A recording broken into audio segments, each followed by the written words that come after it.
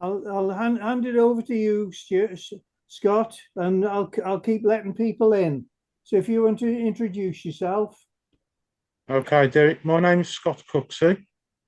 I've been fly fishing since the age of 15. I'm an all-round angler, but my focus is fly angling. I first learnt to fish when I was 4 years old. I was a coarse angler then. I still do a bit of coarse angling every now and again as well. And occasionally we go to the coast to a bit of sea fishing as well. I was educated at the University of Wales, Aberystwyth. I've got a Bachelor of Science in Marine and Freshwater Biology. Mhm. I've been fly tying pretty much since the time I started fly fishing. As soon as I could cast the fly rod, I was into the fly tying.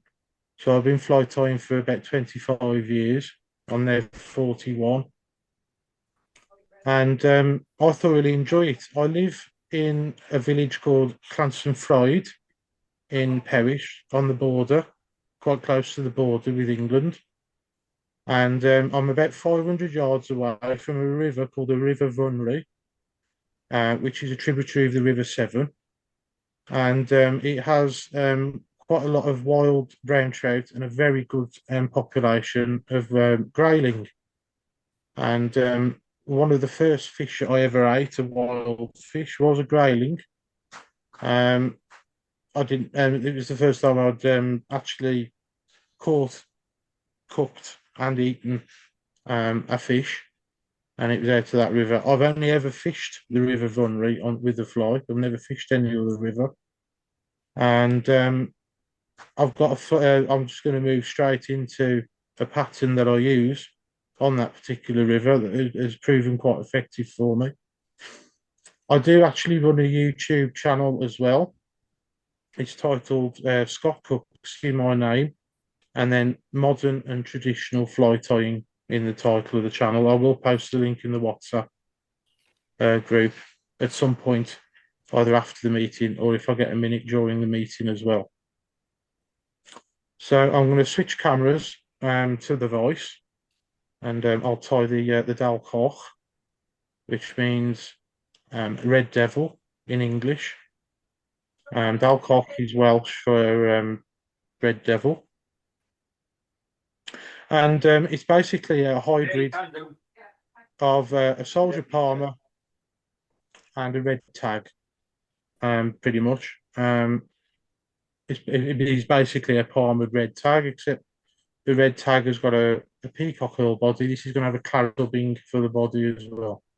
So I'll switch cameras and then I'll make a start on that.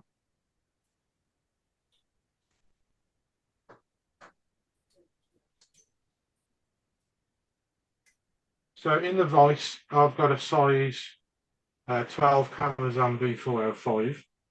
I've got a bead on there. I do like to fish with a bead on this particular pattern, although you can tie it without if you prefer. It's a 2.3mm brass or gold bead. We're going to need a claret or a wine thread. I'll use a uni thread in ATO. For our rib, I use a holographic red tinsel. These ones are bought from sewing shops. And it's by a company called Madeira. You can buy them in a pack of, I think it's 8. There's 8 different colours in there if you look carefully online. For the dubbing, it's a homemade dubbing. I use a coffee grinder and balls of wool. And we're going to be using this claret dubbing here.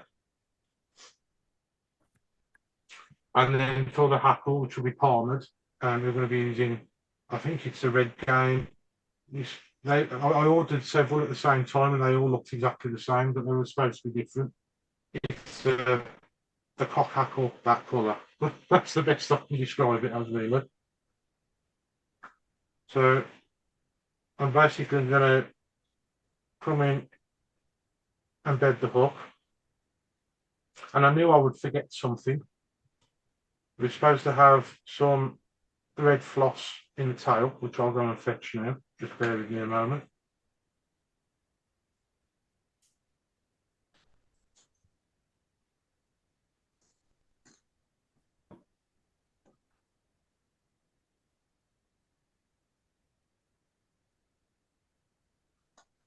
Yeah, got it. So this is a uni floss in just basic red. And a snip a short length of it off, and then basically you fold it over twice, and doubling it up twice, and quadrupling it up.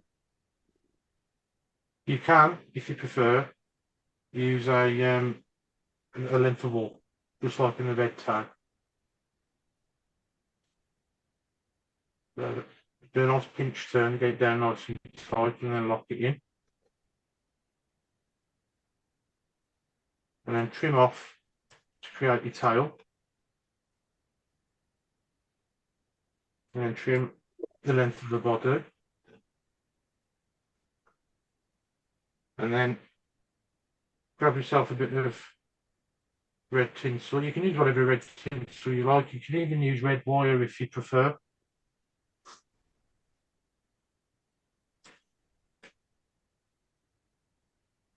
It can be a bit curly, this particular tinsel, when you first pull it off the spool, so I like to give it a bit of a stretch, just gentle stretch.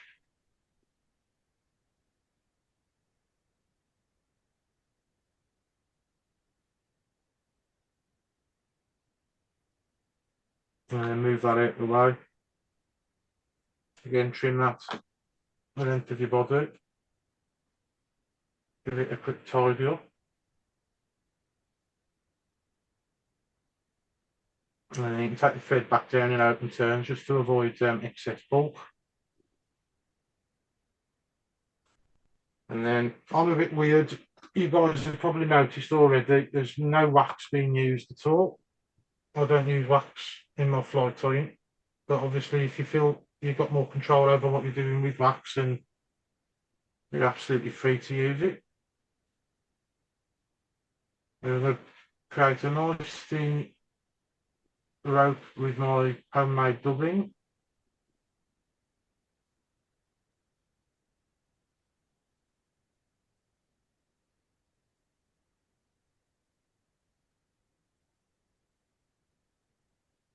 Don't worry about tapering the body, just take it straight up. Then you're going to get a hackle feather of an appropriate size. Now I've found, to be honest, the bushier the better with this pattern. So if you use one that's slightly oversized, I wouldn't worry too much about it.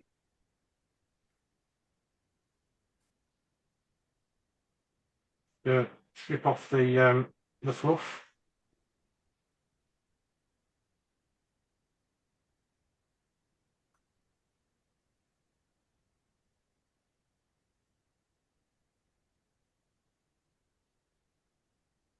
In fairly close to the bead.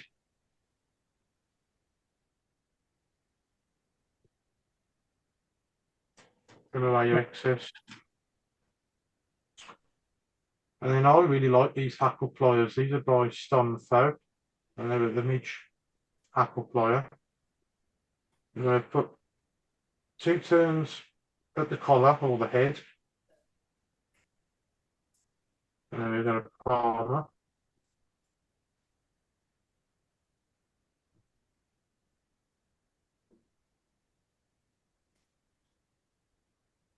I can't believe my hands are shaking so much. It's the first time I've done anything live, Derek. I'm sorry. You're doing fine, mate. Yeah, I second that. You're doing better than I did, Scott. And then lock off your hackle with your tinsel or your wire. I haven't tried it with wire yet, but it probably would work well with wire, this fly. And then do fairly close turns with your tinsel. Now, those of you who know about grayling fishing can see where the ideas come from. The red tag is a classic grayling fly. They love red. Before I learned how to fly fish, I used to use red maggots and nothing else, trotting downstream.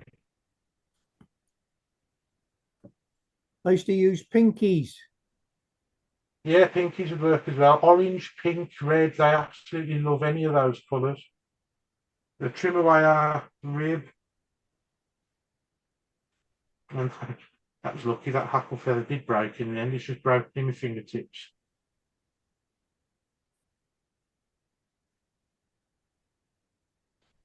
Trim away the excess. Now you've got a few fibres going forward. Just get it between finger and thumb and just gently push it back. And then start to finish off your head.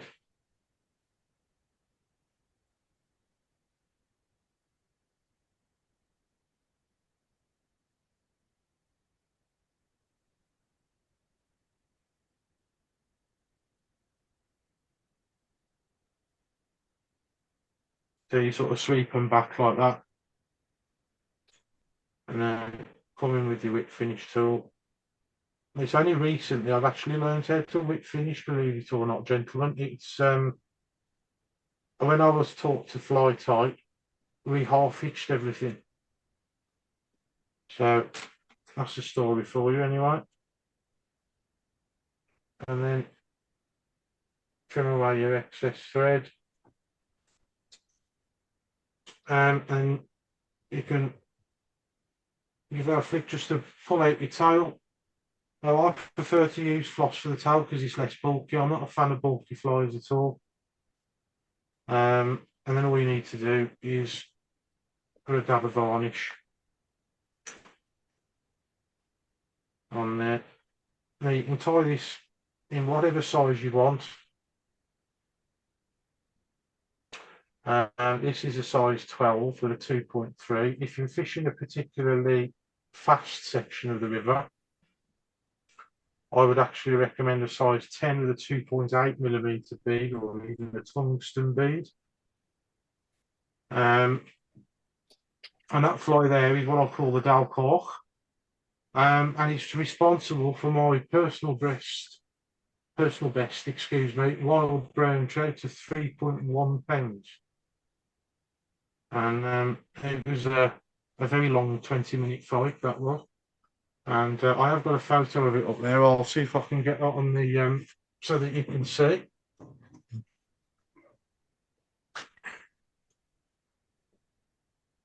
Chappy there. Tidy fish. May as well, it was a lovely fish. And yeah, that was probably the highlight of my fly fishing career to date on the River Vunry. So yeah, that was the Diawl Coch. What did you guys think of that one? Very similar to the soldier, isn't it? Yeah. Yeah, absolutely. It Very is nice. basically a soldier palmer with a red rib. Yeah. And a bead. The reason I use the bead is I like to downstream fly quite a lot with spiders. I use that fly on the point and then I'll have spiders on the droppers. And if they don't take the point fly, which is more of an attractor pattern, then they'll take the imitated patterns further up the leader, generally. So you fish your spiders like so you get the best of both. Yes, absolutely, yeah. Just as deep as I can, really. What I've found in recent years, especially in this warmer weather, it's very rare you'll actually see a rise on the river, which is a shame. So they are either just subsurface or on the bottom. So you need to get down to them. Upstream nymph will work, but the problem with the River Vyrnwy is a lot of the accessible areas I can get to, the flow is extremely fast and it's extremely hard work trying to keep in contact with your flies. So I prefer to fish downstream. So there we are. The next pattern has got a bit of a story behind it. I've called it the Wedge. I've only come up with a name today. The original name, and if you look on my channel, it's called the Foam Emerger. And it is basically your typical epoxy buzzer with a wedge of foam for the wing. And the reason behind it was because when I was at school, I didn't have a lot of money because I don't work. And I couldn't really afford cool de canard. So I came up with a way of getting a fly to sit in the surface film without using cul de canard, and that's basically what this fly is. And I've tied loads of these particular ones in various different variations, and matching the hatch of the day. They generally work. You'd think the wedge of foam would put the fish off. It doesn't. And this particular fly that I'm going to tie next has been responsible for a lot of fish on stillwater rainbow trout fisheries on the whole. Locally to me, we used to fish a syndicate up in the mountains in a village called Carno until it was closed. Unfortunately, the farmer decided he didn't want to pay for the insurance for having people on his land, and it was very quickly shut down at short notice. We'd paid for our ticket for the year, we'd fished it for a month, and then it was closed down, and we got refunded pretty much all of our ticket price. The poor chap that ran the syndicate was seriously out of pocket because he'd stocked it as well. So I don't know what's happened to that place since then. But this fly has worked there as well as other fisheries. I've tried it at Lynton, I've tried it at Delbury Hall, Chirk. I've worked at Chirk as well. So anyway, I'll stop talking about it and I'll get on and tie it. I'll switch cameras. Mentioning Lynton, Scott. What's that, sorry? I say you mentioned Lynton. Did you have any results from your stolen fly box? No, I rang the fishery a couple of days after. I gave it a couple of days just in case I had dropped them and they'd been handed in. And I just mentioned to them that I was quite highly suspicious of the fact that they may have been stolen from my bag, because a box that never leaves my bag because I don't fish with them, they're salmon flies. I don't fish for salmon. I just have them there just to show off, basically. Was stolen as well, or went missing. So if it never came out the bag, how did it come out the bag? As well as my entire buzzer selection as well.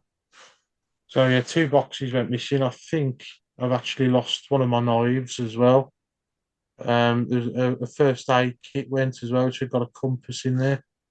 It was more of a survival kit than a first aid kit. You might wonder why I've got that sort of equipment with me.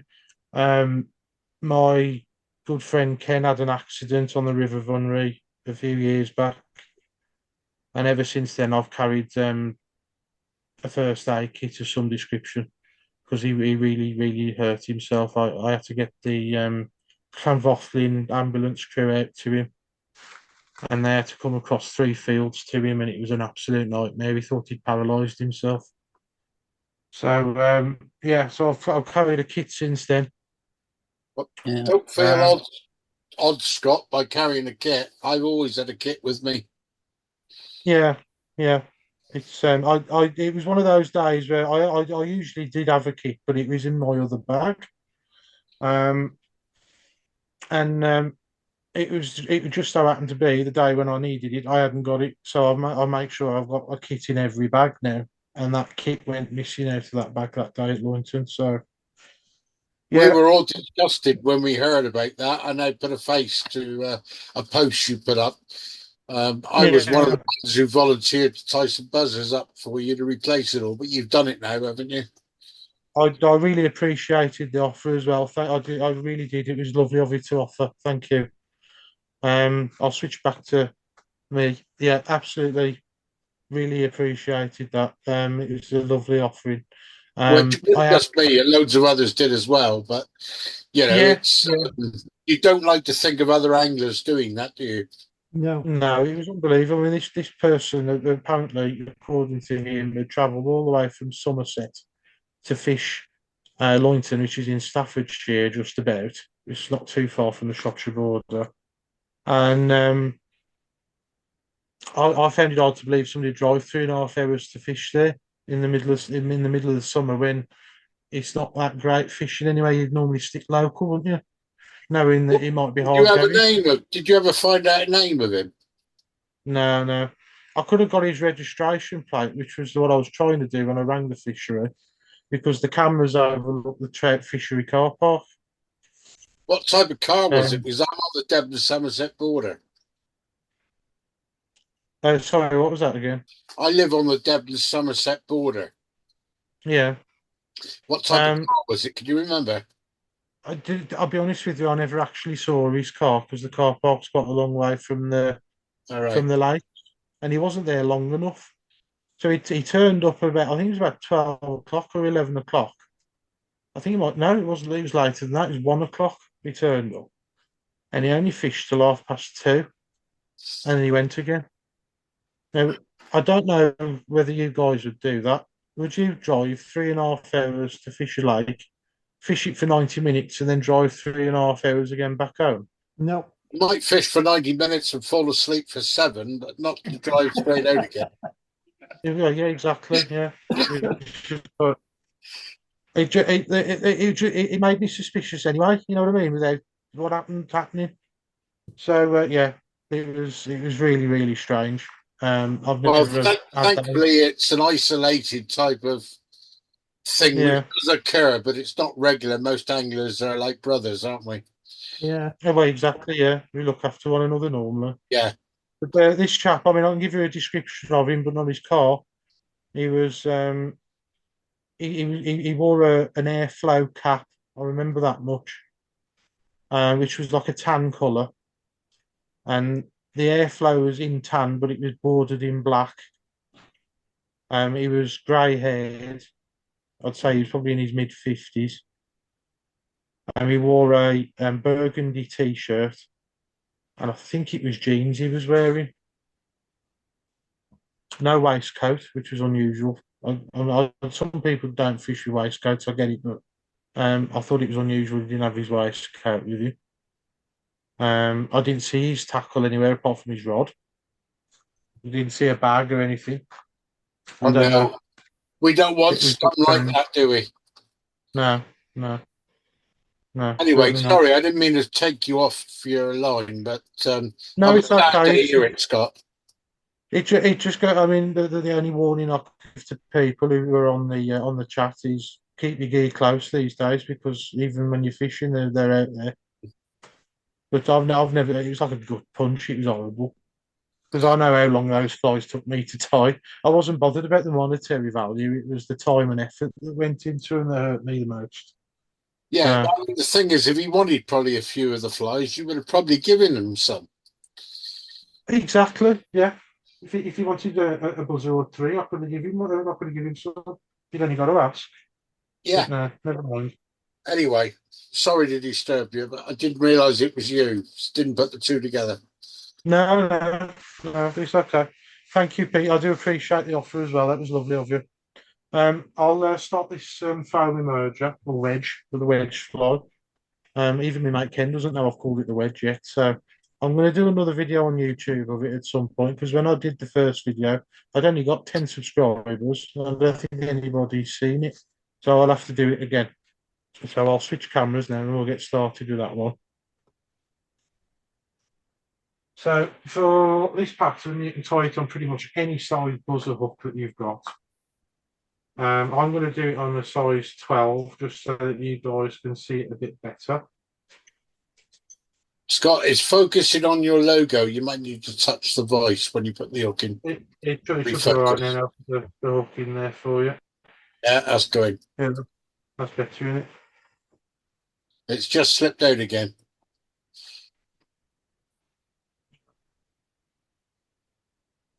There we go. It's all in focus. Is that better? No, it's No. out of focus again. Can you focus it and then change it to fixed instead of auto? Well, we've been talking about this, me and Derek. We've been struggling with that. My own camera on this phone would do that, but the app I'm using to use my phone as a webcam doesn't have a fixed focus. Where's it going there?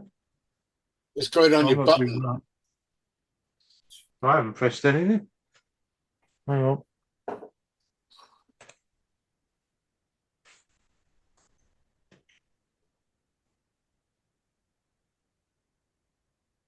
It's perfect in focus on the tip of your vice. It just needs to bring the camera back up, doesn't it? Yeah. I don't know why it's moved. I haven't done that. No. It's those gremlins. It's perfect on my phone. So I've got a picture of it on my phone as well. Hang on. Yeah. If I can get the app up now. How do I minimize the zoom? So I can get to my other apps. Well, I don't know how to do that. Can't see a minimize button. It's all in full screen. If you put your hand behind the vice, Yeah. put your hand behind. No, the other. That's it. Yeah. That's now it's in focus, but it's a little bit too high now. I think I know what the setting is that I've done. Hang on. I think you've zoomed in too far. There we go. So Yeah, that's it. Perfect. I've clicked, for some reason I've used the auto frame setting.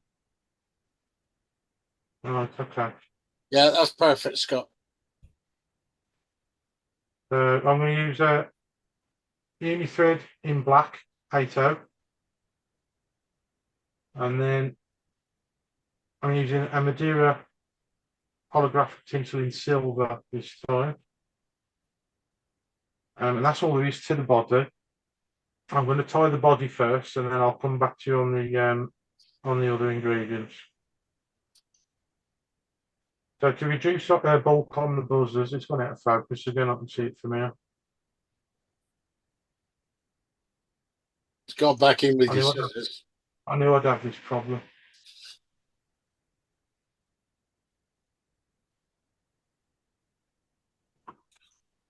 You just put Don't your worry hand, about it. It's coming in and out, but it's good otherwise. there we go. I sat there for an hour testing it before I went on this meeting, and it was fine. So yes, gremlins, isn't it? Yeah.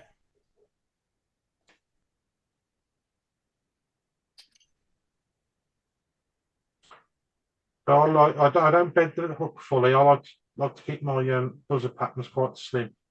So we're tying the tinsel straight away.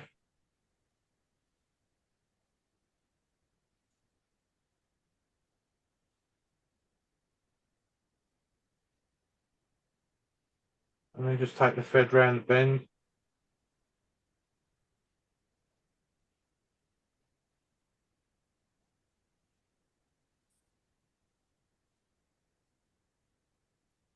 And then I go about halfway around the bend. I've got a set formula for tying buzzer bodies. Anything above, well, anything size 12 and above, I'll follow this recipe. So I'll do one pass down, one pass back up, close turns when you're not nervous and missing turns, but there we go. And then I'll go about 2/3 back down with the third pass.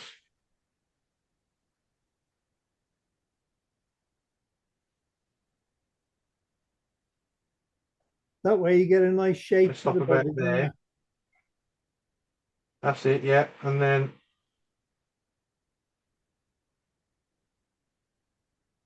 take it up to where I like the thorax to start on these particular flies. I actually like a bit more room on it because of the foam. So I normally leave the thread to dangle about there. So it's about probably 2/3 the distance between the eye and the point of the hook. And in the vice, I've got Camazon B100 in size 12. I didn't mention that. And then to wind the rib, I find it easier to turn it upside down and do like this. Otherwise it slips. And then once you get onto the top of the hook, you turn it over and carry on like before, like you would normally.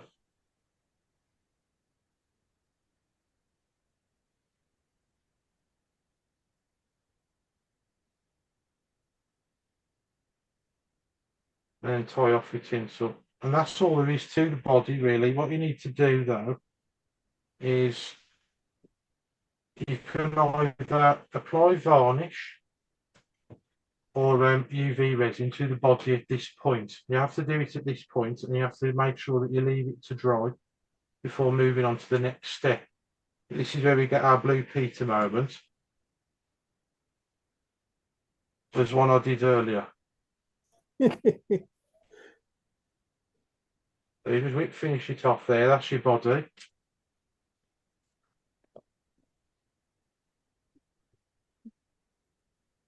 This is the one that was UV resined, and then there was a layer of varnish applied on top just to finish it and lock it in the finish. And you end up with something that looks a bit like that. And then you switch to a chartreuse thread. Or that's optional, but the original one was chartreuse. Hot orange works well as well. Just bed the hook just in the thorax area there.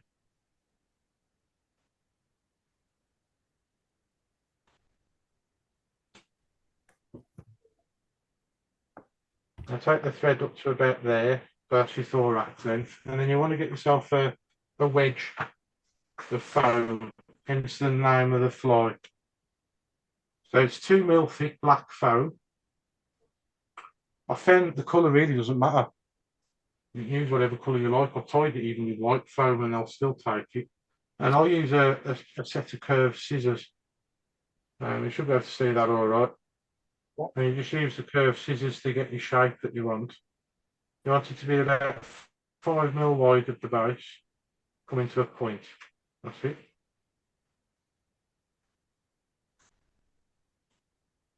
And it's going to be probably too long to start with. You want to line it up so that you've just got a little bit of points of the foam just hanging beyond the eye hook. And then come in with a nice big wide loose turn and then pull tight as you dare without breaking the thread. Put a few more in to lock it off. Don't worry about this bit for now. We'll trim that off in a minute to the required size. This is basically a poor man's emerger. I should have called it that really. That's the whole reason I came up with this pattern.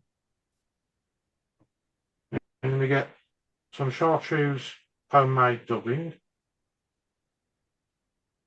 You can use rabbit. I've used quite a few different dubbings, they all work.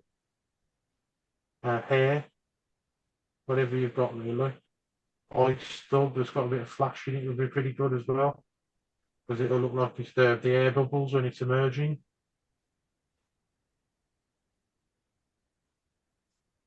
And then you just build up your thorax with that. You can make it as messy or as neat as you like. And then bring the thread over to the eye. Get rid of the excess that's sticking out over the eye. And then bring your point over.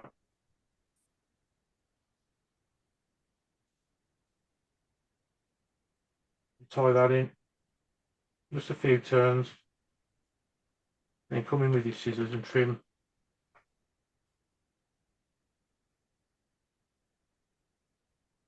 the excess away. And then start to form your head.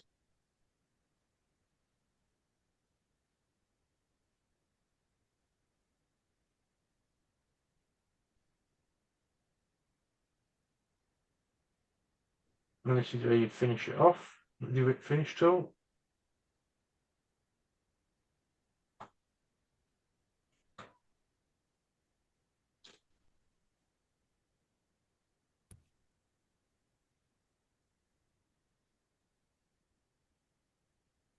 And then the actual bit of foam that you've got there, you want to trim that so it's not too far off the proper length that, but you want it so it's just going just slightly beyond the bend of the hook. So we're going to trim it about there. The idea is if you imagine that's your water line, that's how it sits in the water. And it doesn't matter what you do to it, it's never going to sink. Once you get a CDC fly wet, you're going to, if that's the only one that you've got in your box, you're going to be faffing about trying to dry it off. And by the time you've dried it off, your hatch is over. And that's another reason I came up with this fly, because I found CDC to be a bit of a faff as well. So then obviously you'd varnish the head to finish it off. Do you use that And as the a point varnish I fly, use. Scott? What's that, sorry? Is that your point fly That's generally? what you say, Pete? Yeah, sorry. Is that your point fly in the set buzzers or not? This is a dry fly. I fish it like a dry fly. So it's a single No, fly. singular Or you fly, can not fish it as a team. Yeah. yeah, not with a I T. cast, I cast, I cast two individual rising fish with it. And it's normally the rise that gives away what they're taking. They've got a specific way of rising rainbow trout when they're feeding on emergers. You'll normally see the head, the dorsal fin, and the tail as they go over. And that's when you know they're feeding subsurface or just under or just in the surface film. If it's a splashy rise, it's normally an adult insect that's hatched out on the surface. That's my experience anyway. Um, and yeah, that's the wedge. Now you can vary this as much as you like. You can have whatever colour body, whatever colour tinsel, whatever colour thorax, and whatever colour foam. You can use hairs here instead of UV resin and a gold rib. That's a good variation.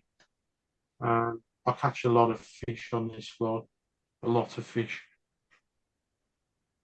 So, what do you guys think of that one? Yeah, definitely going to catch fish.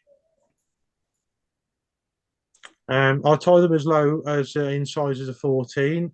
It's quite difficult below that size because the foam's quite bulky, as you can imagine, and the eye of the hook's very small. But 14 up to 10 is normally where I fish the size in that size range. I found that if the fish are particularly spooky, I like to fish the 14s. But you can drag it across the water. You can do anything you want to it. It will not sink. And that's one of the main reasons I liked it. It was a case of if you're using barbless, fishing, catch and release, sport fishing, for example, and you want to make the most of that hatch that might only last for 10 minutes. In that 10 minutes, while you're waiting for your CDC to dry, that's your sport gone. You can literally catch and release tool, unhook the fish, and get straight back out there and hook another one. I think that's what Pete was That's on about the with the using it as a point fly, so you can fish it, say a Diawl Bach on the dropper. So it's like using the washing line technique. there is one I have tried to fish as a washing line, and I've found that you're going to have to use a very, very light nymph, otherwise it will probably pull it under. Because the amount of foam that I've used, you could tie it with more foam and it'll float even better. That's one way around it. But I have actually put this in like a glass of water or a tank of water and got it balanced spot on, if you know what I mean. So it sits just right. And because it's a wedge, it wants to naturally sit on that wedge in the surface. It works very much like a parachute tackle in that regard, if you see what I mean. So fish it with a single fly. Yeah, My single first fly on the point. Single fly on the point. Sorry, Scott. My first reactions was that as a point, and a couple of just normal standard buzzers, even slightly under, just as your droppers. And as you work that up, your buzzers are going to rise every time you pull the fly, which is deadly. And I just think it's got a use as a point in a team. Yeah. I think you might be right there. I haven't tried fishing it like that. I think I may just try that. Because you know what I mean? It's the rise. You always get on a buzzer fishery, you always get it just as it rises. And I think that could be deadly, just holding them up enough to... It's funny you should say that, Pete. The amount of times I've fished buzzers and we have a nice gust of wind. So your flies are drifting across, then all of a sudden you'll have a gust of wind and it'll go a bit quicker. And that's when you get the strike. Yeah, I mean, the other thing on buzzer fishing, you get a wake of a boat and it would just lift your fly line a fraction and bang, you're in every time. Yeah. And it's the rise which is the trigger. Hmm. And that was my first thoughts when I saw you tying it, which is why I said what I said. And, but, interesting. It's it's not a fly I've seen for sale anywhere in the shops. No, There's obviously hints of Roman Moses balloon caddies to it, which is where I got the inspiration. With that little bit of yellow, there's a wedge of yellow foam on top of the deer hair wing. yeah. The other thing you can do with this fly is to try and hide the foam a little bit better and make it a little bit more sophisticated. I haven't tied it this way myself yet. Is you could put a little bit of deer hair underneath the foam, very similar to Roman Moses balloon caddis. And yeah, that might make the fly a little bit more polished and a little bit more sophisticated. I mean, the other thing which sprang to mind is a straight hook, but with the palmer like you did for your soldier yes now. Yeah. And that as the wing would be perfect in a caddis hatch. Yeah, I see where you're coming from there. Yeah, yeah. Especially if you're getting the longhorns. Yeah. It's the LK Caddis. I'm trying to think of the LK Caddis. Is a wing of LK, but is it a palmered hackle underneath that? Well, a lot of them are, yeah, because they're very Yeah, soft flies, aren't they? because that's a pattern I haven't tied yet. I have to be honest. This is a time of the year when you get the caddis now. Yeah, yeah. I saw some small ones at Nant-y-Moch. There was only about, I don't know, 8 millimeters long. Not sedges and caddises, that sort of shaped insect. Yeah. Um, And the F fly is another good pattern for it, but with the foam, yeah, especially if you don't want it to, to dry it out or to keep retreating it, that could work quite well. yeah, yeah, absolutely. The next fly I wanted to move on to, there was a gentleman. It was a long time ago now. I can't remember the gentleman's name, and he did a lovely version of this fly. And it's called the Coch-y-bonddu, which means the red and black beetle, or red and brown possibly. No, it's red and brown in Welsh. And he basically he made the shell back in the foam look exactly like the shell back of a beetle, and it was absolutely beautiful to look at. But this is a much more simple version, and I'm going to tie it in a way so that it works a little bit like a mini popper, so that when you retrieve the fly, it creates a nice disturbance on the surface. And I've found that more often than not, the fly's taken on the retrieve rather than just sat there. So I'll get set up to tie that one now, and I'll go over what ingredients we need for it as well. So I'll just switch cameras. Hopefully, everything's still fine with focus by the looks of it. I'll take that one out of the voice. But this one was the original I tied for Carno. The trigger colours were chartreuse and black, a bit like a Montana.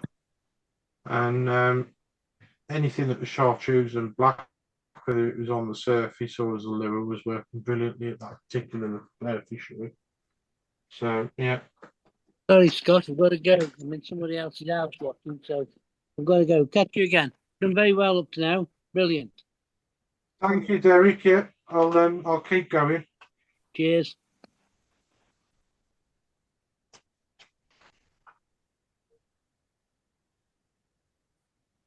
So in the vice, I'm popping in a size 12 B405 by Camazan.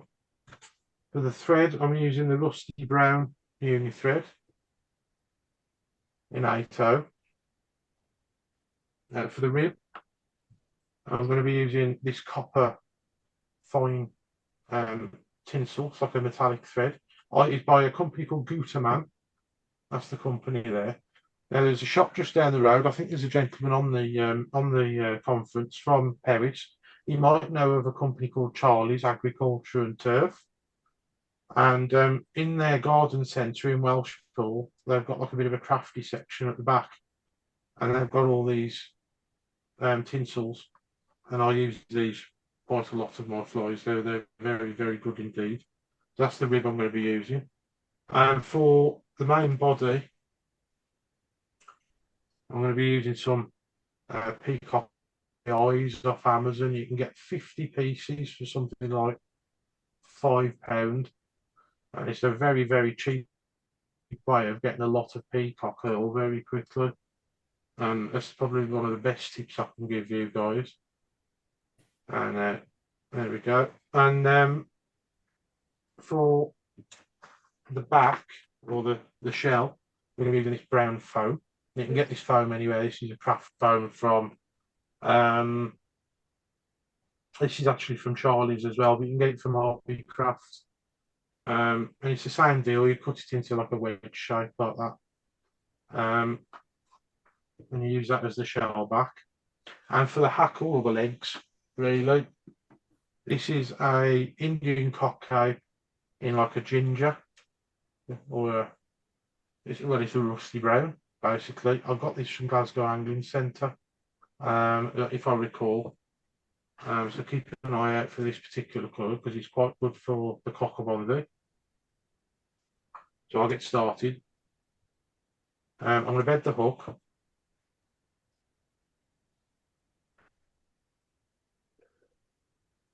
That focus is annoying me.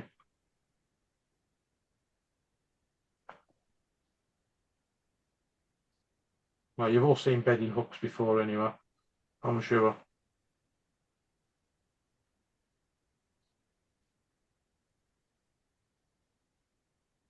I'm going to take the thread slightly round the bend, just ever so slightly, so it's in line with the barb. If you guys fish barbless, fair enough, or my hat goes off to you. It's going to be about there on the bend. And then we're going to tie in our foam first. We're going to cut it in a very similar way to the wedge fly that was on previously.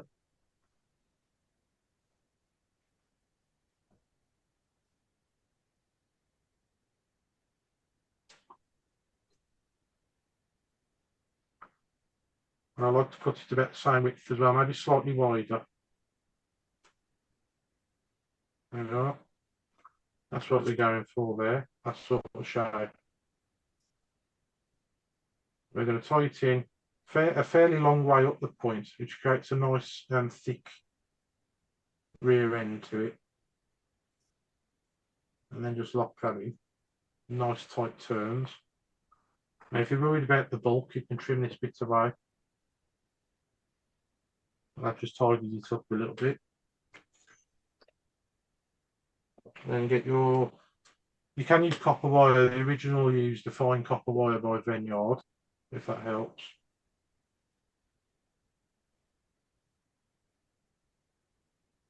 Tie that in as well. And then move that out of the way.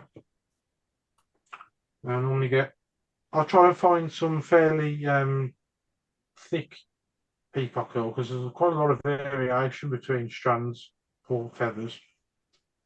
And try and find ones that are fairly well populated with the barbs. They're fairly long. Trim off the rubbish and I'll tie it in the thick end first, the length of the body. Try and create a flat body profile once you've tidied it up.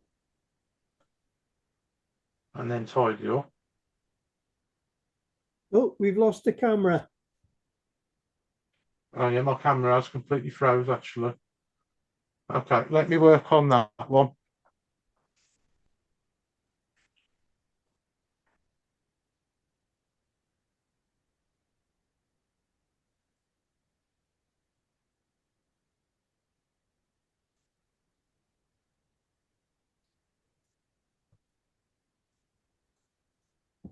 There we go. Got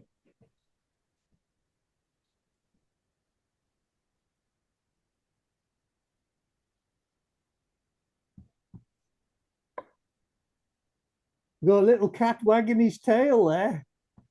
That's okay, bear with me a minute. There we go, we should be back now. You fish, wasn't it? That movement. There we go. There we go. We're back now. I don't know what happened there. My app just decided to shut down. Perhaps it's Okay, so we'll trying carry to on. conserve the battery, perhaps. I've got it plugged in to a power supply. The phone. I've tried everything to prevent anything going wrong, and it's still all gone wrong. But never mind. No, you're doing fine, Scott. Don't worry. And then we're going to wind our body. It's 2 strands round at the same time. Some people like to twist them. That's up to you. You can do that as well.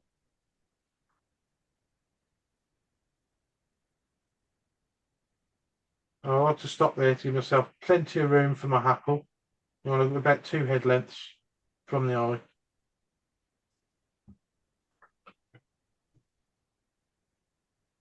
Trim away the excess there.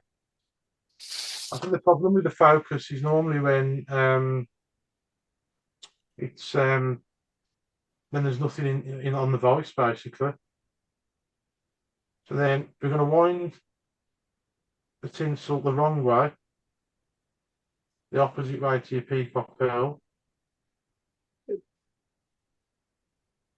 And it just helps protect the peacock pearl just a little bit, because it is a very weak fibre. I don't know whether anybody's noticed, it's the first thing to go if it gets stuck under a tuft. And that just gives the fly a little bit of flash, just to catch the fish's eye. And trim away your tinsel. And I'm going to find a feather of a. I do prefer a smaller feather on this one, if I can find one, because this cape's had a bit of a battering. This particular fly has basically made our season so far at Clewedog, me and my uncle.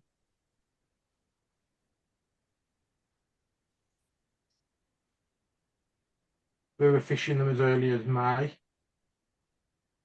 and doing really well with them. We on the That's about boat? the right time. We on the boat or the bank, Scott? No, we were fishing on the bank that particular session. Popular side? I don't know exactly where it is, but it's on the same side as the lodge, but just a bit further down the road. Yeah, popular side. Yeah, There's the lodge, then they got Stocky Bay, and then they've yeah, got Hedge End, and then they got the Christmas trees, yeah. then the post, and then there's the toilet, there's the bay where the old toilet block used to be. And Yeah, that's true. I'd like to fish it. I haven't managed to get to that bit yet, where the toilet block is. And they call it the pipe thing. What fishery is it, Derek? Clewedog. Oh, right. Okay. So we want 3 turns of our ginger hackle.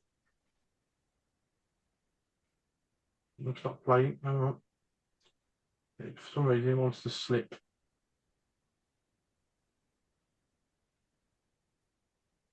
There we go. That's our 3 turns. Don't worry about the fibres going forward. We'll sort that out in a minute. Just make sure that you get it secure. That's it. I follow the rule of 3. 3 turns for quite a lot of things, and it gets me by. Come in and then trim away the excess of the feather. Brush the fibres back. Just put a couple of turns in there, because you've got to bring the foam over in a sec.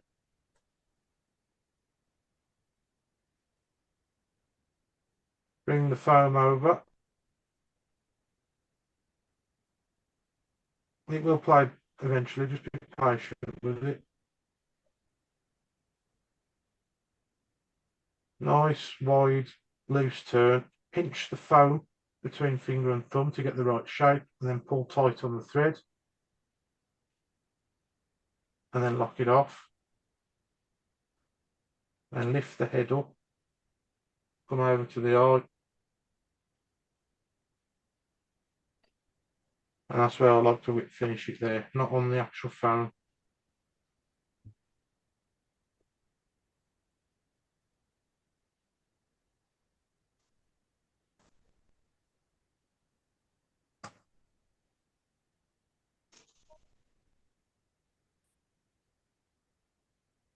And this hackle's misbehaved for the entire tying session, so we're just going to have to live with it how it is. And then to varnish it, I just turn the fly over and just varnish it under the eye. There's no point putting it anywhere else. It's a bit of fibre annoying there.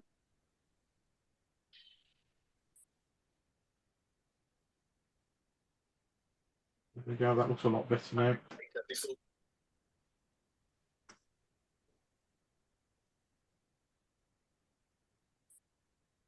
Now you can tune this fly.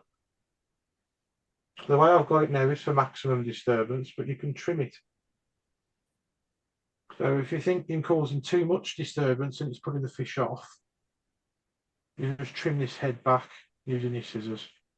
And because it's curved over like that, when you retrieve the fly, it creates a little bubble and a lot of disturbance.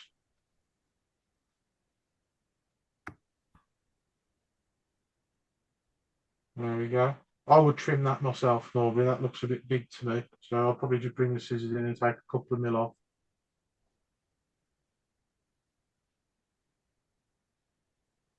Like that. That looks a bit better for me. And that fly has really smashed it at Clewedog until it got warm. When it got warm, they all went out into the deep water. My uncle, Michael Hartlebury, who taught me to tie my first fly, incidentally, has been fishing a very, very heavy sinking line and boobies in 40 foot of water to get down to they're really far out in the deep stuff at the moment, I'm being told. So that's my Foam Coch-y-bonddu. The traditional Coch-y-bonddu is pretty much the same, just without the foam. So you may have seen that pattern before. That's not my own pattern, but the actual head, the way I tie the head is not unique, but you can see where I'm coming from with it. So what do you reckon to that one? There's water for sure. I like I say, it's made our season at Clewedog. I've caught on nothing else.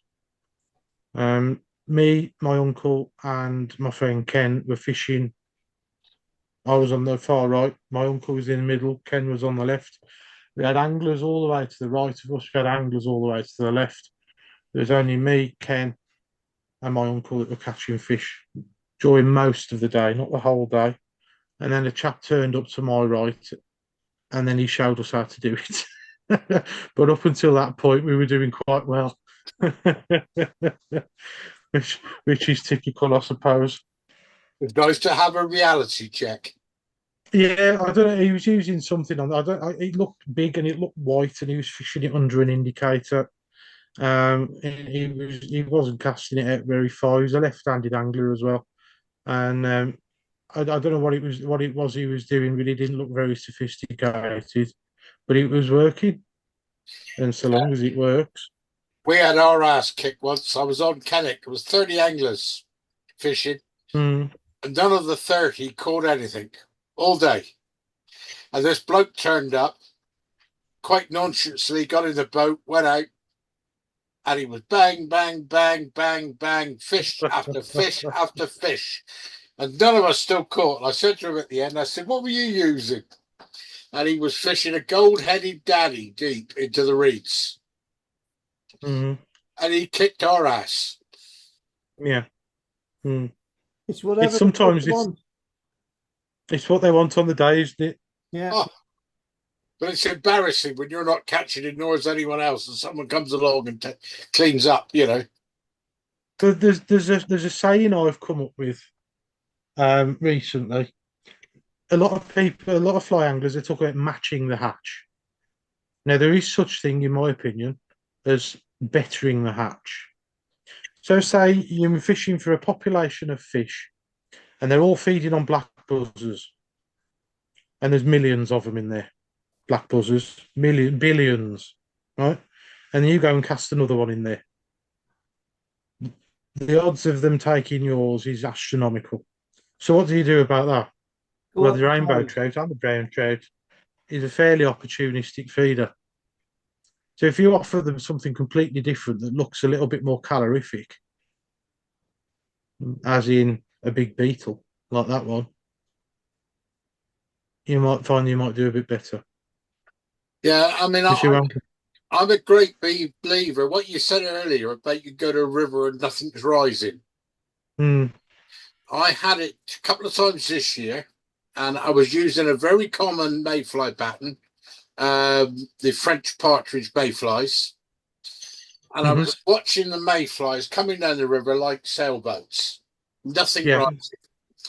And I said, "Oh, sod it. I'm going to put it on anyway." And I put it out and twitched it. And bang, bang, bang, bang. Every twitch was a fish. Sometimes they need movement to stimulate Yeah. them to attack, especially if the Mm, water's a little bit murky or polluted or got algae or whatever. mhm. But its movement makes a huge difference. Yeah. It's well, especially with dry fly fishing, I'm in the habit. I think it comes from my coarse fishing background. I like to cast the dry fly out there and literally just leave it to drift in the wind. But saying that, this particular pattern that I've just tied, I've gotten into the habit of basically casting it out, and I'll have the next fly that I'm going to tie on the dropper. And I'll come back to that one in a minute, and I'll have this fly on the point that I've just tied, and I'll leave it to drift for 2-3 minutes, and then I'll start going 1, 2, 3, pause, 1, 2, 3, pause, and just keep and then 1, 2, pause, and basically try and get that head that's on the fly to create a wake and a bubble Yeah, and a long disturbance. So then you've got the best of both worlds. If the fish don't want movement and it's putting them off, it's just drifting and they can take it at their leisure. After a couple of minutes or so, then you can switch to the attack and start giving it some movement. Um, the next fly I'm going to tie is a famous wet fly that I'm sure all of you have heard of. It's called the Black Magic. It's a spider pattern. I tie it slightly differently. The original uses hen in the hackle. I like to use cock. Main reason being, I feel it makes the fly a little bit more versatile. With hen, you're pretty much stuck. It's going to sink regardless. If you use cock, you can get it to do what you want, depending on how you treat the fly. So if you grease it up, it'll float. If you don't, it will sink. Especially if you dress it fairly lightly with the cock hackle. The other thing I'm going to do slightly differently with it is traditionally it's literally just one pass down, one pass up with a black pierce or silk normally, or a very highly waxed brown silk. I haven't got any of that. I'm going to use tying thread to do it. And I found that when I was fishing that particular pattern, if you try to unhook the fish and you caught a tooth, the body caught a tooth, the fly would just fall apart. So I decided that I was going to try and find a very fine ribbing material, the same colour as the body, that was tough, just to try and protect it a little bit.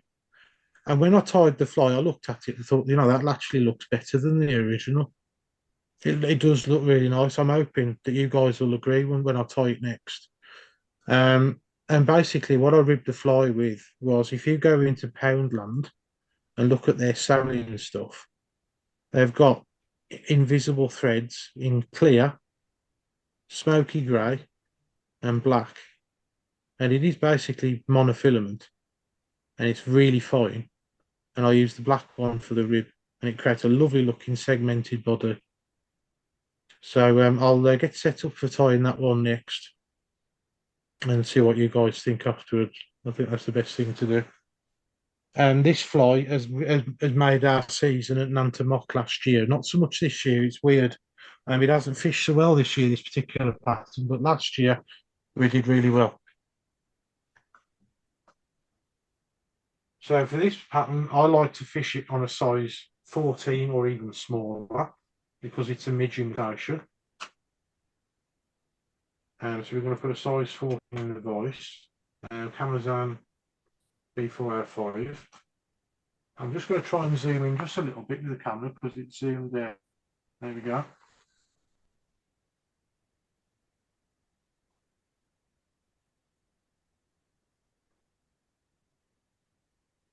And don't worry about the focus for now. It's going to come back once I start tying, I'm sure. You're going to need a black thread in 8/0. I use uni almost extensively, except I do use Gordon Griffiths' sheer 14/0 as well. That's a brilliant thread. Yeah, it's a good stuff, that is, that one. You can use either. I would actually recommend that you use that one. It's just I've got this particular bobbin set up ready to go. So I'm going to take the thread to about there. I'm not going to bed the whole hook because I like to keep the body fairly slim. So this is the stuff I'm on about here. This is your black invisible thread.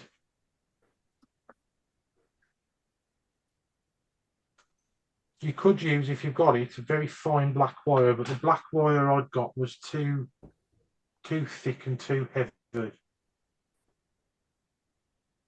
the best way to tie it in is actually to come up and under like that. It's really hard to tie in otherwise. And then just pull it into where you want it to be. And then bed your hook.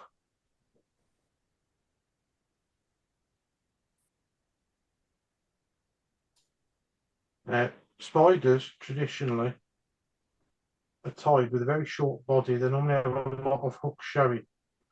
Now this is where I differ from other anglers as well. I like to use the whole of the hook. And this is my opinion. You may disagree with me. I don't mind if you do. What's the point in tying a small fly on a big hook? If you see what I mean. You might as well use the whole of the shank and use a smaller hook. And so then, once you've got your first line of thread in, Put your hand behind the hook, Scott. like that, Yeah. There it is. Perfect.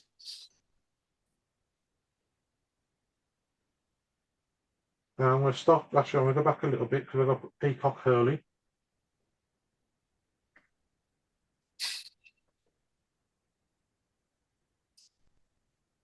See if I can move a bit closer to it like that, see if that helps. It wants to focus on my shirt, doesn't it? Yeah, it's trouble with invisible thread. Come on.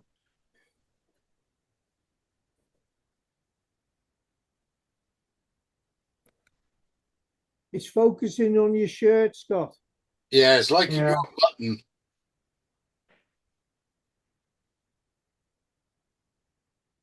That's back.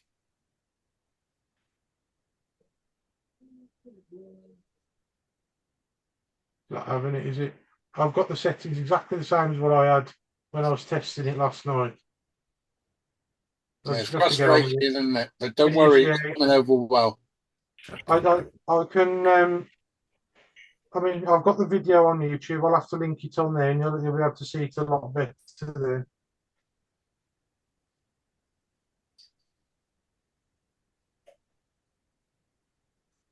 And then tie in your, oh, let's try this again.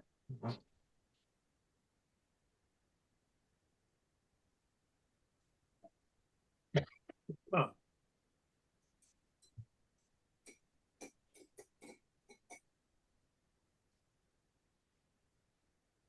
A little Really? bit better. Yeah, perfect.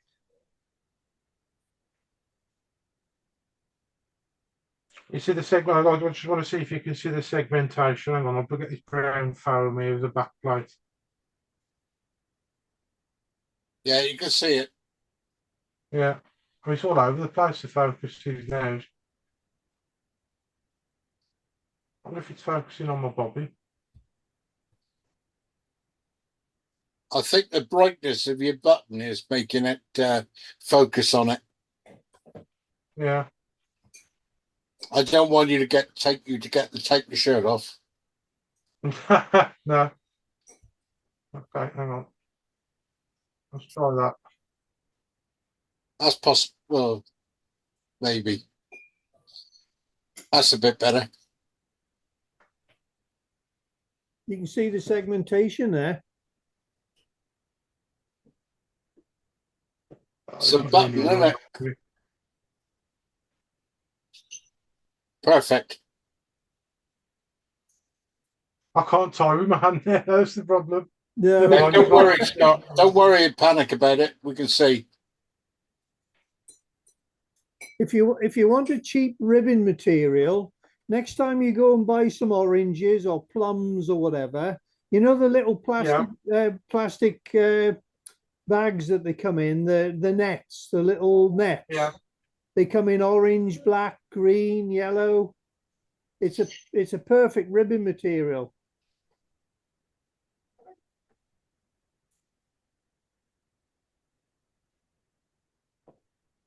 Yeah, I'm going to sit back all the way there. Yeah. Every time you Oh, try, Scott, it comes back in focus. Don't worry about it. You're all right. It's my buttons.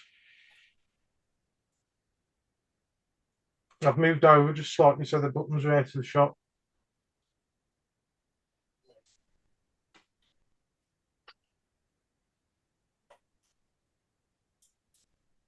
Then you tie in your peacock herl.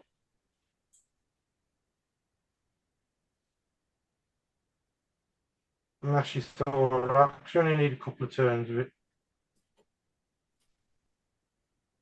There's somebody commented on my YouTube video a few years, well, I'll say a year, I think it was about a year ago. I was saying that they used copper wire in the thorax. And I thought that was a bit strange. They probably use that for weight. Yeah. It's not in the black magic pattern, that copper wire. Well, I thought that as well. It's all right. He wanted to have an argument about it, but I wouldn't engage. It's amazing what people have an argument about you with. But funny enough, this is one of my favourite flies, and I tie it two ways. Yeah.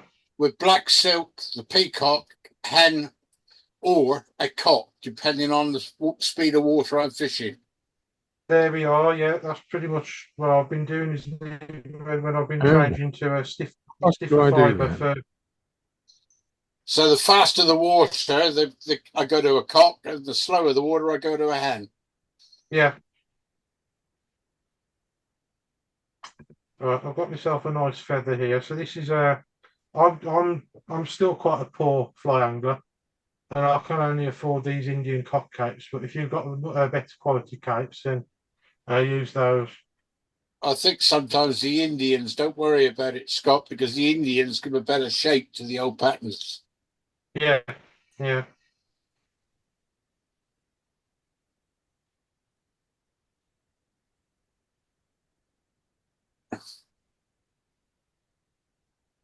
That does look a lot better on camera now. I think I've fixed it. It wasn't perfect last night when I was testing it, but it was good enough. So I thought we'd go with it. But it hasn't played very well. Yeah, it's not that bad, mate.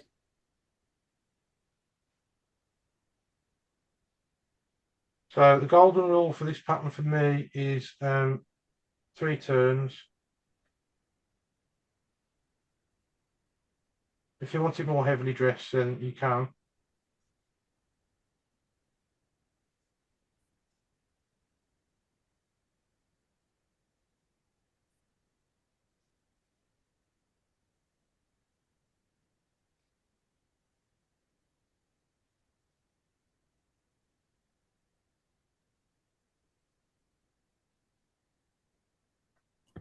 Very carefully trim away your hackle, push your fibres back, and then start to form your head.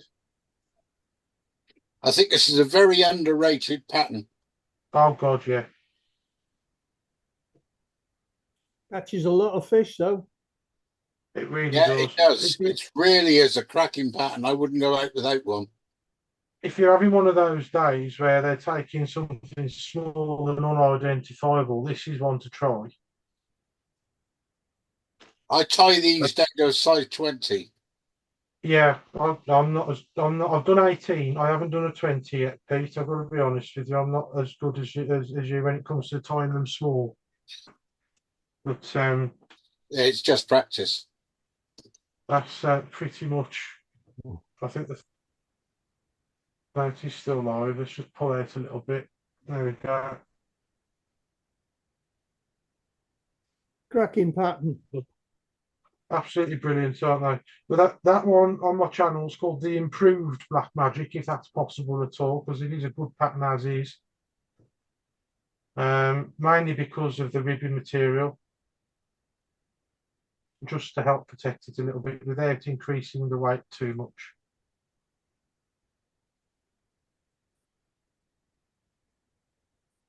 And just a dab of varnish to finish it off. And there we are, that's the Improved Black Magic. And the segmentation is, I mean, I did when the first time I did it, and I showed my mate, he said, "Oh, that looks really good." So I put it on YouTube, and it's had 2,500 views today. It's my best performing video. I've used black horsehair for the ribbing. Yeah, that's a very good idea as well. Yeah, I agree with that one. I've only just learned about horsehair as a material because I'm still learning. I think this particular hobby, you'll always be learning, right up until the point that you decide to kick the bucket. And where I learned that particular material from was Mike Harding's book, The North Country Flies and How to Tie Them. Yes. I didn't realise you could use horsehair at all until I read the book. So it's only a recent addition to my knowledge base, that one. So yeah, really, really good fly. Really enjoy fishing with them as well. So I have that, as I was mentioning earlier to Pete. I have that on the middle dropper. I only fish 2 flies. I'll have the Coch-y-bonddu on the point and the Black Magic on the dropper. I'll let them drift for a few minutes, and then I'll fish the beetle. And I'll take one or the other in the first during the first part of the cast, and then during the second phase of the cast, I normally take the beetle on its own. So I've got 2 more patterns, but I don't know how much longer do you want me to go for, Derek? You can go for as long or as little as you like, mate. Okay. I think what I'll do is I'll leave the last pattern for another time. Yeah. And this next pattern I'm going to do, because it's going to be this next pattern does take about 15 minutes to tie. And then I'll probably knock it on the head there. Yeah. And we'll leave the F midge that I was on about earlier for another day. The F midge, if I describe it, that's probably the best way to do it. Is imagine an F fly with a pearly butt, a pearly rib, and a very slim black dubbed body on a size 14 with, I think it's, if I recall, it's 2 CDC feathers for the wing. That's a really good pattern. That's done well for me as well. But I'll move on to this next pattern now. I'll give you a description of how I came up with this one. I spotted this pattern online. If you type in trout flies and just click images on the search and just keep searching through them, that's where you can get plenty of ideas from if you've got writer's block, as I call it. And I found that this particular fly it was quite far up the feed, and it was called the Vicar.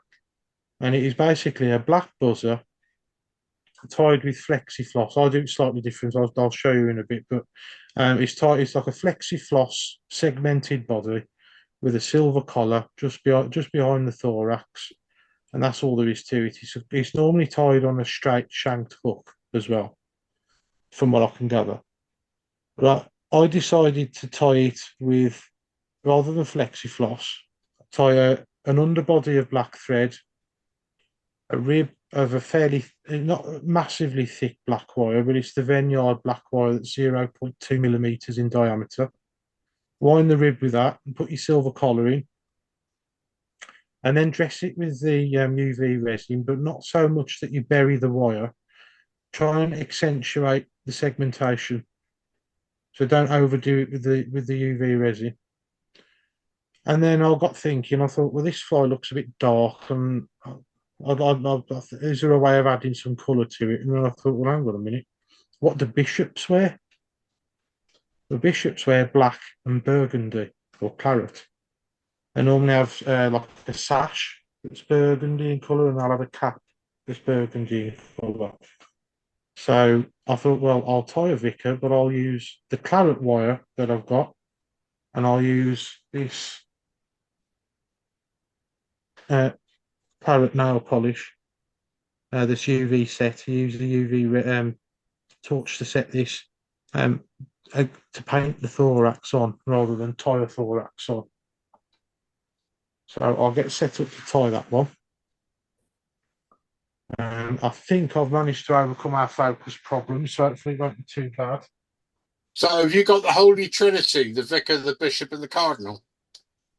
I've got the cardinal. Is a wet fly pattern, the famous one. I haven't tied that one yet, but I have done the Pope. Oh, I didn't realise there was 4. Yeah, I haven't released the Pope as a video yet, but the Pope is dressed in white with gold wire, with a gold collar and a white cap. So it'd be the same sort of thing as what I'm about to do, but dressed in white instead. So again, it's a B100 Camazan, or any curved shrimp or buzzer hook that you prefer. I'm doing this in size 12. You can do it in size 8 all the way down to whatever, well, however good your glasses are.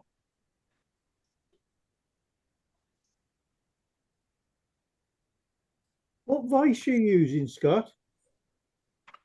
I'm a very lucky boy. I waited 6 months for it to come. It's an FNF Talon. There is a massive waiting list for them, apparently. It's like waiting for an Aston Martin to be built, apparently. They hand build them. Mine's serial number 498. It's very similar. I think it's based on a voice called the Law voice. I was going to say, it looks like a law. I have the same vice, Scott. Mine's is 477. Oh, there we are. We're not far behind. Not far in front of you then. Second vice. Oh. They are a really, really nice voice. So to tie the fly, I'm going to use a black thread again. Uni thread. You could use whatever black thread you've got. I'd definitely suggest the slim one though, rather than the thicker 6/0. For the rib, I'm going to be using this Vineyard copper wire that's like a burgundy claret colour. For the collar, I'm going to be using a Uni Mylar, 1/32 of an inch, gold and silver. And if you tie gold side up, when you turn it, it'll be silver side up. You guys probably know that already, though, I'm sure. And then for the thorax cover, I've already mentioned this stuff. This is your Miley gel polish. You can get a different brand that's cheaper, but I didn't realise at the time this is Beacles. They're available on Amazon. And you set them using a UV torch. I've got these in. This one's a hot orange. This one. It's quite useful for doing okie dokies. That's another good fly. The old okie dokie. Oh yeah. I'm gonna have to move over just a bit so all you can see is blue shirt, and then it focuses. That's what I seem to have realised, but I'm tying on the squiff.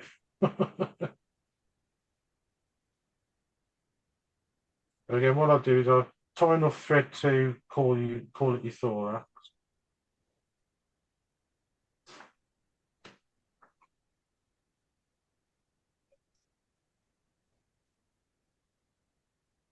Get a length of copper wire. Always keep it tight on the spool, because if you don't, it will just spring off and you'll never get it back on again.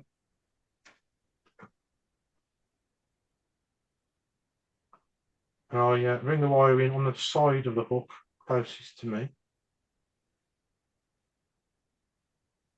quite important that you keep it on the side of the hook as you take the thread down. Maintain the shape of the fly.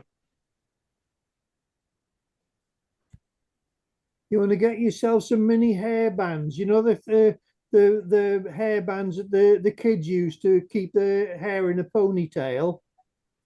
Yes. You can get mini ones. If you get two, one either side of where you pull your wire out, it'll keep all your wire in place.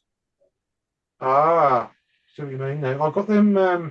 I'll tell you what was a godsend to my sport. Have you seen those spool tamers for your tippet material? Yeah. They got like a nylon bushing and they're basically a hair bobble. Yeah, they do the They're same job. Brilliant. They are. Well, the other one I use, I don't know whether you can see that, is ring binders cut down. Yeah. And it just tips over and you can cut it to whatever size or diameter you want. Well, that's an idea.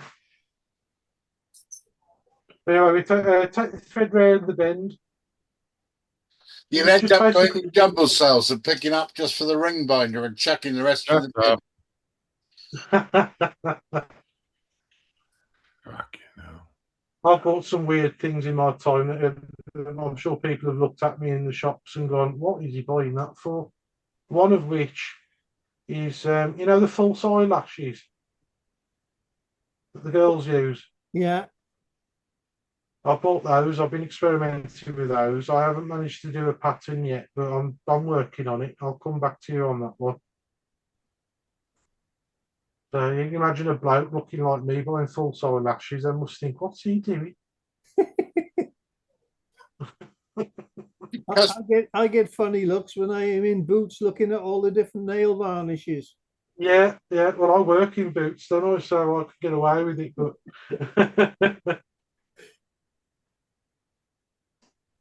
my funniest one was used to go into the local sewing shop and buy knicker irons. Shut up, Kenny.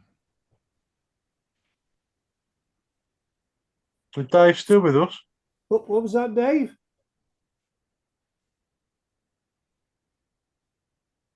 I think Dave has gone. No, he's still there. Anyway, just to recap, I've stopped short of where I normally tie a thorax because I need to leave room for my collar. It's just beyond the point of the hook when you leave the thread to dangle. And I'm just going to tie the ribbon now. And I like to turn it upside down to go around the bend.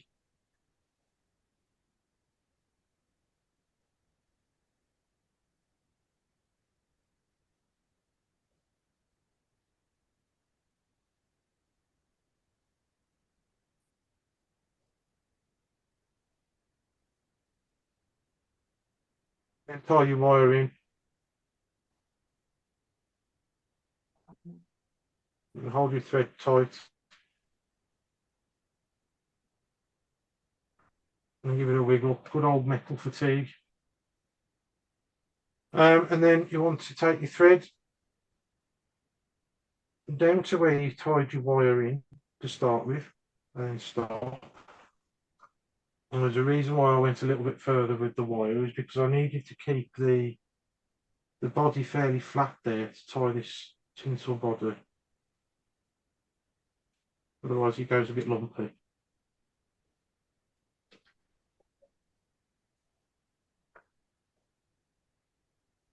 Now this is where the original fly, the Vicar, gets its name from. The dog collar, as it were. But if you've got a silver tinsel and it's silver both sides, you don't need to worry about this. But tie it so it's gold side up, this particular one.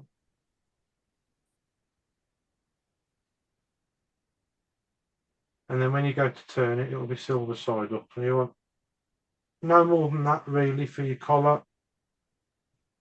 Go all the way around once again and then back up. It's like a miniature butcher body. Or any silver tinsel body wet fly out there. And tying your tinsel.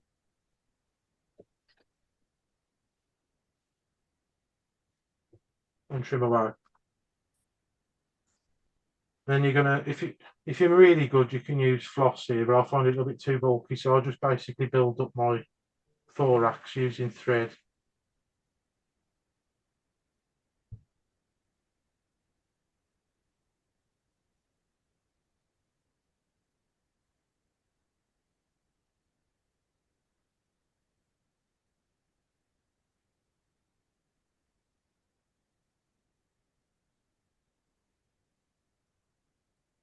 It takes a while with an 8/0 thread, as you can imagine.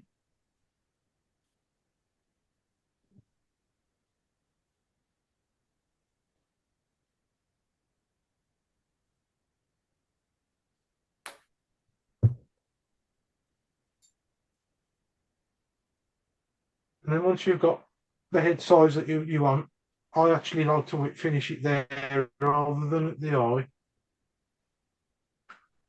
because there's probably too much thread at the eye at the moment for you to do it, and you might end up slipping out off the eye completely. So just finish it there. There's no harm done.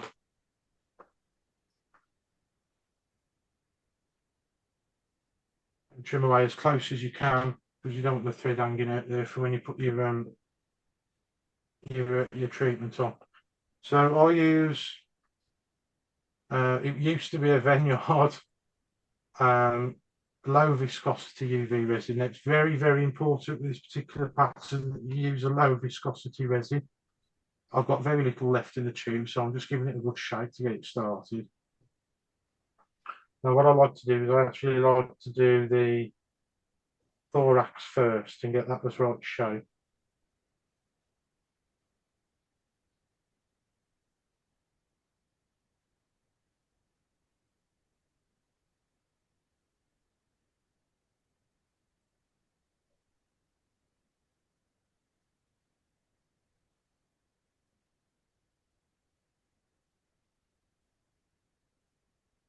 Now, what you'll find is if you leave it to sit there, it will start to run. So what you want to do is turn it back upside down, and then when it's where you want it to be, hit it with a lamp. And I'll go over what lamp I'm using, because this isn't a fly tying UV lamp. This is a 300 lumen dark beam A300 365 nanometer, and it was £20 on Amazon. The 365 nanometer wavelength is more energetic than your more purpley bulbs. This one's more of a blue. I don't want to shine it directly at the phone, but you can see what I mean.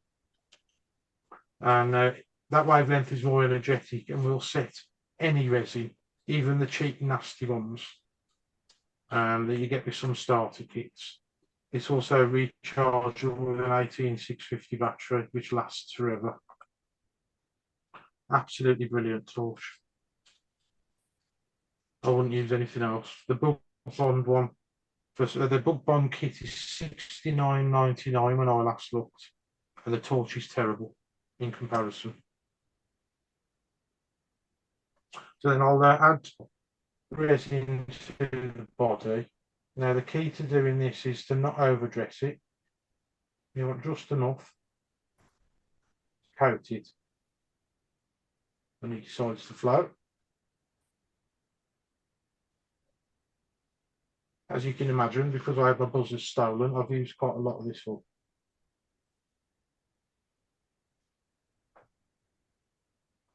And then you use your dubbing needle to get it to go where you want it to go. You want to seal it in at the bottom of the hook.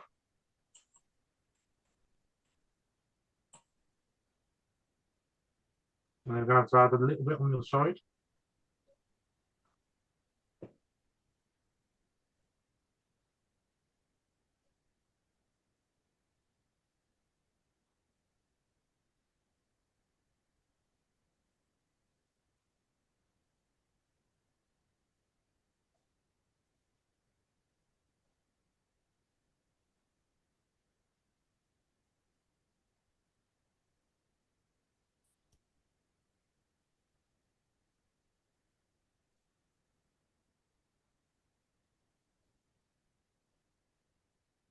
And that'll be enough.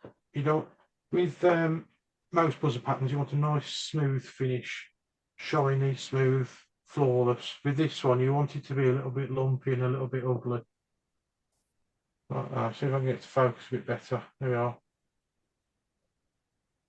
And that claret wire is very reminiscent of the hemoglobin in between the segments on a buzzer larva.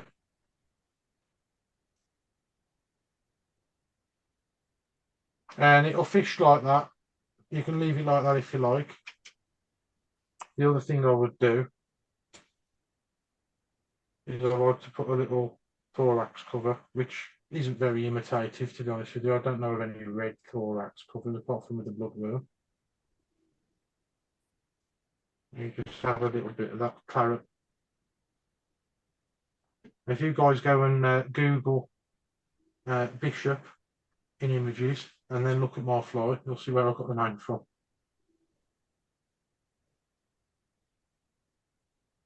Just even it out with your needle.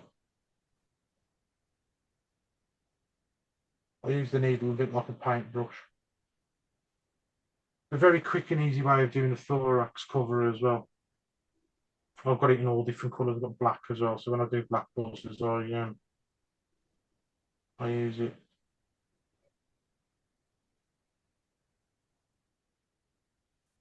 So this one's called the bishop. This one's called the bishop, yeah. I've sort of saved the best till last with this one. I reckon I haven't caught any fish on this pattern, but to be fair, I haven't really fished with it enough yet to give it a full. It's a very new pattern to me. And then what you do, just to seal the whole lot in, is I've got another tin of Poundland varnish. That's the other one I use this time to shine. Poundland varnish. Just put a very, very thin coat over the whole thing. Unless you've got a very good UV resin that sets and sets properly, you won't need to do this bit. But and there we are. That one is called the bishop. Now, once it dries, the nail varnish, it will go back to its more segmented look. It will shrink slightly.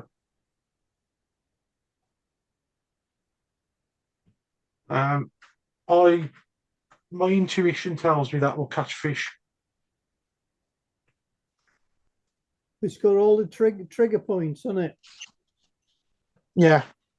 So you've got the silver collar that looks like an air bubble of a hatching nymph. You've got the hemoglobin as the in the ribbon material. The Vicar, the original, it was tied by a Scottish chap. Can't remember his name now. I have written it down somewhere. I just felt that the pattern was good. It was a nice black buzzer pattern, but it just seemed to lack. It had got a trigger point, but it seemed to lack colour. If you know what I mean. And that's where I got the idea from. Basically, looking at the bishop's robes. So, I quite funnily said on my YouTube channel, maybe one of these days, that might be the next famous fly pattern that they're still tying in 200 years' time. You never know. Like the Greenwell's glory. You can dream, can't you? Yeah. But there we are. Has anybody got any questions for Scott? Yes, Scott, where'd you get your scissors from? I knew you'd ask me that. I will post the link in the WhatsApp group. They're from Amazon, and they're called cuticle scissors. Okay. They're only £3.70 a pair. You're kidding me. No. Wow. That was one of my trade secrets. That one, yeah. I'll post the link later for you. Absolutely brilliant. I've managed to get quite a few pairs just to keep me going. They're almost disposable at that price. Cheers, mate. So you don't have to worry about getting them resharpened or anything like that. Well, Simon had sharpened them for you. Yeah. Yeah. I wouldn't have a clue how to sharpen scissors. I've got scissor sharpeners, and I've managed to make them worse normally. No, give them to Simon. He'll sharpen them for you. Simon Everett. Simon Everett. Okay. Yeah. So I've got about 10 pairs though, so I mean, if I blunt one, I'll just open another one up. Yeah. But I appreciate it. Magic. Thanks for tonight. That's okay, Derek. Thank you all very much for watching. Thank you for having me as well. It's been really fun. Once I got over the nerves, Yeah, I've really enjoyed it. You were fine, Simon. You were very good. we'll have you back to do Thank another. you. I can do one. I'm free most Thursdays. Yeah, I could probably do one every 8 weeks if you want me to, or every 4 weeks even. I Yeah. don't want to hog the spaces. well, I'm sure there's plenty of lads out there that like to do it. I'm going to be out of sorts for the next couple of weeks. I'm having an eye op, so Pete's going to run the Zoom sessions for me. Okay. I hope you get well, Derek. I did speak to you last night about it. I hope you keep well and get healed up, and I wish you all the best. Cheers, buddy. No problem. Anybody else got any more questions before we finish? No.